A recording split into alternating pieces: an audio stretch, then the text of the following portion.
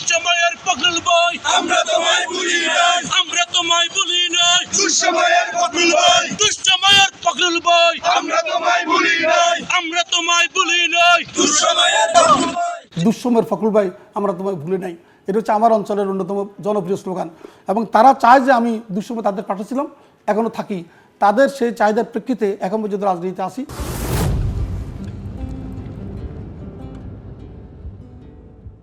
ছাত্র জীবনে কলেজে অধ্যয়নকালে আমি ছাত্র রাজনীতিতে জড়িয়ে পড়ি এবং ছাত্র রাজনীতির করাকালীন সময়ে আমি ওই কলেজে আবার ডিগ্রিতে পড়াশোনা করি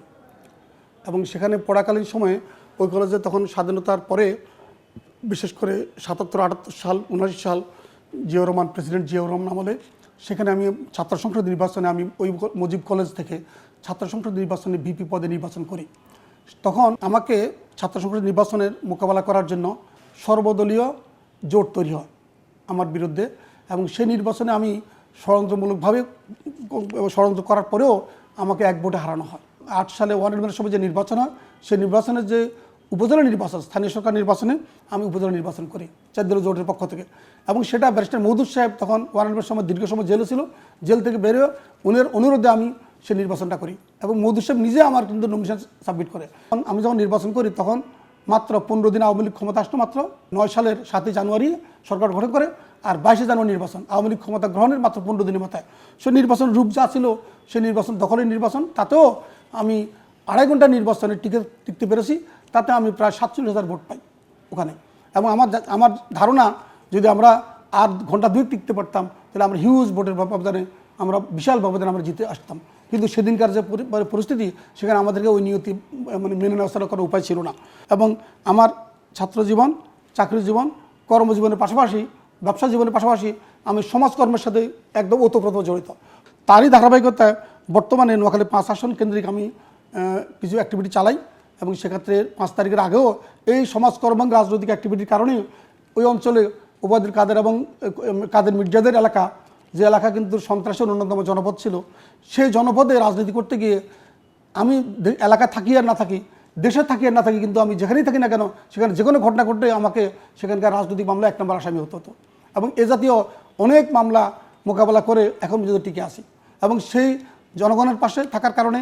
রাজনৈতিক মামলা মোকাবেলা করার কারণে, বিশেষ করে সেখানকার ওবায়দুল কাদের এবং কাদের মির্জার এলাকার লোকজন যখন নির্যাতিত রাজনৈতিক কর্মীরা তাদের পাশে থাকার কারণে, তাদের জেল জুলুমের সময়, তাদের মামলা মোকাবেলা করার সময়, তাদের কোর্ট কাছারি জামিনের ব্যবস্থা করার কারণে, তাদের জেলখানা তাদের জন্য দেখাশোনা করার কারণে এবং তারা সেই কর্মীরা যারা দুঃসময়ের, তারা এখন তাদের একটা জনপ্রিয় স্লোগান হচ্ছে দুঃসময়ের ফখরুল ভাই আমরা তোমায় ভুলে নাই, এটা হচ্ছে আমার অঞ্চলের অন্যতম জনপ্রিয় স্লোগান। এবং তারা চায় যে আমি দুঃসময় তাদের পাঠিয়েছিলাম, এখনও থাকি, তাদের সেই চাহিদার প্রেক্ষিতে এখন পর্যন্ত রাজনীতিতে আসি এবং ভবিষ্যতে আল্লাহ যদি মঞ্জুর করে নির্বাচনে যদি আল্লাহ তৌফিক দেয় আমরা জনগণের পাশে থাকতে চাই এবং আল্লাহ তাআলা কবুল করলে ইনশাআল্লাহ আমরা ওই অঞ্চলে আশা করা যায় সন্ত্রাস মুক্ত, চাঁদাবাজ মুক্ত এবং সেখানে বালুখাকে মুক্ত, সেখানে মানুষের জন্য নিরাপদ একটা অঞ্চল তৈরি করতে পারবো সে আশাবাদ আমরা রাখছি। নোয়াখালী 5 আসনটা একেবারে চরাঞ্চল, সেখানের বেশিরভাগ মানুষ খুবই দরিদ্র, সেখানে চরের মানুষ ভাঙনের মুখে, সেখানে নোয়াখালী আমার অঞ্চলের এক পাশে ছোটফেনী নদী যেটার সাথে সোনাগাজীর বর্ডার, এরপরে নোয়াখালী খাল, এরপরে বঙ্গোপসাগরের খুব কাছাকাছি এই আমার অঞ্চলটা। সেখানে বলা যায় যে আমার অঞ্চলের অনেকগুলো ইউনিয়ন, প্রায় মুসাপুর, চর পার্বতী, চর হাজারি, এরপর চর আলাহি, চর ফকিরা এবং ধানশালিক সহ প্রায় 8টা ইউনিয়ন হচ্ছে উপকূলে নদী ভাঙ্গনের মুখে। বারবার সেখানে নদী ভাঙ্গনের মুখে লোকেরা একবার নদী ভাঙ্গনের মুখে একবার ভাঙে, আবার গড়ে, ভাঙে গড়ে, এক একজন কিন্তু বারবার 4 বার 5 বার নদী ভাঙ্গনের মুখে পড়ে তারা মানবত জীবনযাপন করছে। তেমন সেখানকার লোকদের যে চাহিদাটা সেটা হচ্ছে যে প্রথমত নদী ভাঙ্গন এবং নদী শাসন করার জন্য যেখানে যে বাঁধ করা দরকার, ক্লোজার করা দরকার, এগুলো যদি গুরুত্ব সহকারে না আনে তাহলে ওখানকার মানুষের কিন্তু বিপদটা কাটবে না। সেজন্য আমাদের প্রথম প্রায়োরিটি হচ্ছে নদী ভাঙ্গন ঠেকিয়ে ওখানকার নদী পাড়ের মানুষকে, উপকূলের মানুষকে কিন্তু বন্যার প্রকোপ থেকে বাঁচানো, এটা হল প্রথম কাজ। দ্বিতীয়ত হচ্ছে সেখানে গরিব এলাকার কারণে সেখানে মানুষ শিক্ষা বঞ্চিত, চিকিৎসা বঞ্চিত, সেখানে প্রান্তিক লোকের জন্য চিকিৎসা নেই বললেই চলে। সেখানকার মানুষ কিন্তু যাদের সামর্থ্য আছে কিছুটা তারা দৌড়ে ঢাকা চলে আসে চিকিৎসার জন্য, কিন্তু বেশিরভাগ লোক কিন্তু সেখানকার গ্রামের যেই ওই উপকূল এলাকার মানে গ্রাম্য যে ডাক্তার তাদের চিকিৎসার উপর ভর করতে হয়, এছাড়া তাদের অন্য কোনো ভিন্ন কোনো উপায় নেই। অতএব সেখানকার লোকদের জন্য সত্যিকার অর্থে মানুষের মৌলিক অধিকারটা সেখানে অন্ন, বস্ত্র, বাসস্থান, স্বাস্থ্য এবং শিক্ষা এগুলো কার্যকরভাবে করতে হলে সেখানে হাসপাতাল করা, চিকিৎসা ব্যবস্থা উন্নত করা এবং এখন সাধারণ মানুষের উপযোগী চিকিৎসা তৈরি করা, মৌলিক চিকিৎসার ব্যবস্থা করা,